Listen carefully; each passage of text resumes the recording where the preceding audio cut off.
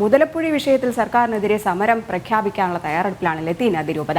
കേരള ലത്തീൻ കത്തോലിക്ക അസോസിയേഷന്റെ നേതൃത്വത്തിൽ ഇന്ന് ചേർന്ന യോഗത്തിൽ സമര പരിപാടികൾ തീരുമാനം ആകുമെന്നാണ് അറിയാൻ കഴിഞ്ഞത്. ഈ വാർത്ത സംബന്ധിച്ച വിശദാംശങ്ങളൂടെ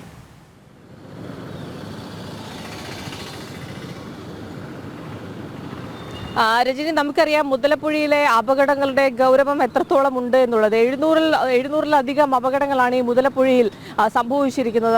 അതിൽ ഏതാണ്ട് 75ഓളം മത്സ്യത്തൊഴിലാളികളുടെ ജീവൻ നഷ്ടപ്പെടുന്ന ഒരു സാഹചര്യം ഉണ്ടായിരുന്നു. ഓരോ ജീവൻ നഷ്ടപ്പെടുന്ന സമയത്തും അത് വലിയ രീതിയിൽ വാർത്തയാക്കുന്നു.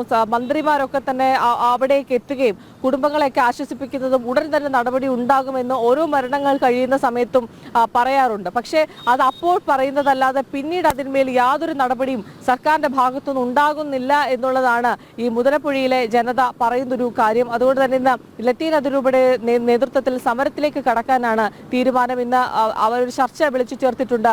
അതിൽ സമരപരിപാടികൾ ആസൂത്രണം ചെയ്യാനാണ് തീരുമാനമെടുത്തിരിക്കുന്നത്. തെരഞ്ഞെടുപ്പിന് മുൻപ് തന്നെ ഈ സമരപരിപാടികൾ ആരംഭിക്കാനായിരുന്നു ലത്തീൻ അതിരൂപത തീരുമാനിച്ചത്. പക്ഷേ പിന്നെ വീണ്ടും അത് സമയം കുറച്ചുകൂടി നീട്ടിവെച്ചവർ ഇപ്പോൾ ആരംഭിക്കാം, തെരഞ്ഞെടുപ്പിന് ശേഷം ആരംഭിക്കാം എന്നുള്ളൊരു തീരുമാനത്തിലേക്ക് എത്തുകയായിരുന്നു. സാധാരണ നമുക്കറിയാം ഇനിയിപ്പോൾ മഴക്കാലമാണ് വരുന്നത്. കാലാവസ്ഥാ നിരീക്ഷണ കേന്ദ്രമൊക്കെ അടുത്ത മാസം അവസാനത്തോടുകൂടി ഈ മാസം അവസാനത്തോടുകൂടി കാലവർഷം എത്തും എന്നുള്ളൊരു മുന്നറിയിപ്പാണ് നൽകിയിരിക്കുന്നത്. അതായത് കാലവർഷം നേരത്തെ എത്തുമെന്നുള്ളതാണ് അറിയിച്ചിരിക്കുന്നത്. അപ്പോൾ കടൽ കൂടുതൽ പ്രക്ഷുബ്ധമാകും, ഉയർന്ന തിരമാലകൾക്കൊക്കെ സാധ്യതയുണ്ട്. അപ്പോൾ സ്വാഭാവികമായും മുതലപ്പുഴയിൽ അപകടങ്ങൾ ഉണ്ടാകും. അവിടെ അവർ നിർദ്ദേശിക്കുന്ന കുറേ കാര്യങ്ങളുണ്ട്. മഴക്കാലത്തിന് മുൻപ് തന്നെ ഇവിടെ അടിഞ്ഞുകൂടുന്ന മണ്ണുൾപ്പെടെ എടുത്ത് മാറ്റുന്ന ചില നടപടികളൊക്കെ അടിയന്തരമായി സർക്കാർ തലത്തിൽ കൈക്കൊള്ളേണ്ടതാണ്. എങ്കിൽ മാത്രമേ ഇത്തരത്തിൽ അപകടങ്ങൾ ഒഴിവാക്കാൻ കഴിയുകയുള്ളൂ. പക്ഷേ സംഭവിക്കുന്നത് ഓരോ മഴക്കാലം എത്തുന്നു, ഓരോ മരണം സംഭവിക്കുന്നു. അപ്പോഴൊക്കെ കൃത്യമായ ഇടപെടൽ ഈ വിഷയത്തിൽ നടത്തും. അതിലൊരു വിട്ടുവീഴ്ച ഉണ്ടാകില്ല, അടിയന്തര ഇടപെടൽ ഉണ്ടാകുമെന്നൊക്കെ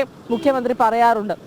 ഇത് അവിടുത്തെ ജനത തന്നെ പറയുന്ന ഒരു കാര്യമാണ്, അല്ലെങ്കിൽ ലത്തീൻ അതിരൂപത തന്നെ മുന്നോട്ട് വെക്കുന്ന ഒരു കാര്യമാണ്. ഈ മരണം സംഭവിക്കുമ്പോൾ മാത്രം സർക്കാർ ഉറപ്പ് നൽകുകയും പിന്നീട് അങ്ങോട്ട് ആ വിഷയത്തിന്മേൽ തിരിഞ്ഞു നോക്കാത്ത ഒരു നടപടി. ഇനിയിപ്പോൾ ശക്തമായ മഴ പെയ്യുകയും അവിടെ മരണം സംഭവിക്കുകയും ചെയ്യുമ്പോൾ മാത്രം സർക്കാർ ഈ വിഷയത്തിൽ ഇടപെടുമെന്നുള്ളതാണ് തീരദേശ ജനത പറയുന്നത്. ഏതായാലും ഈ ഒരു വിഷയത്തിൽ ശക്തമായ സമരത്തിലേക്ക് കടക്കാൻ തന്നെയാണ് ലത്തീൻ അതിരൂപതയുടെ തീരുമാനം. രജനി.